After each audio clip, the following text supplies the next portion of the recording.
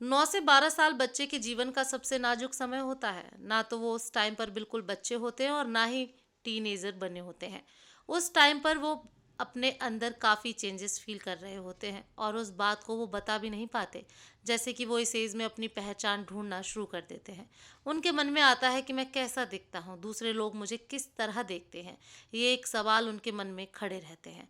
उन्हें अपने दोस्तों की बातें ज़्यादा इम्पोर्टेंट लगती हैं। अपने पेरेंट्स से उनका दिल जल्दी टूट जाता है, पर वो ये बात नहीं बता पाते। वो चिढ़े चिढ़े रहने लगते हैं, बहुत गुस्सा करने लगते हैं, कम बात करना शुरू कर देते हैं और दोस्तों के साथ ज़्यादा समय बिताना शुरू कर देते हैं। तो इस एज में हमें अपने बच्चों के साथ कुछ चीज़ें नहीं करनी है। उन्हें ये बोलना कि तुम तो इतने बड़े हो गए हो, फिर भी तुम्हें समझ नहीं है।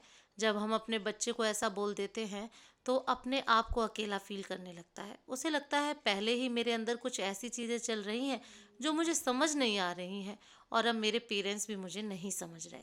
अपने बच्चे को दूसरे बच्चों से कंपेयर करना, जब हम उन्हें दूसरे बच्चों से कंपेयर करना शुरू कर देते हैं तो उनका कॉन्फिडेंस टूट जाता है और वो पहले ही परेशान होते हैं। ये चीज़ें और उन्हें वीक बना देती हैं। लेक्चर देना, जब हम अपने बच्चे को हर बात पर लेक्चर देना शुरू कर देते हैं तो वो चीज़ उन्हें पसंद नहीं आती है और वो हमारी बातों को सुनना बंद कर देते हैं।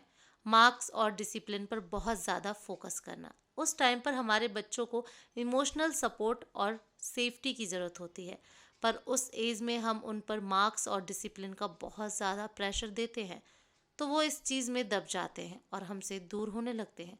उनकी फीलिंग्स को छोटा समझना, अगर वो कुछ फील कर रहे हैं, आपको बता रहे हैं और आप बोलेंगे कि ये तो छोटी सी बात है, इसमें इतना बुरा मानने की क्या बात है, तो ये चीज़ उनको अंदर से तोड़ देती है, क्योंकि वो छोटी छोटी चीज़ें भी उस टाइम पर उनको बहुत बड़ी लगती हैं। तो हमें इस एज में करना क्या है? हमें अपने बच्चों के साथ रोज़ 10 मिनट बिताने हैं। उसके साथ 10 मिनट बैठना है और सिर्फ बातें करनी है और सुनना है। अगर बच्चा गलती करता है तो उसे करेक्ट करने के बजाय पहले उससे कनेक्ट करना है, उससे कनेक्शन बनाना है और उसके बाद ही उसको करेक्ट करना है।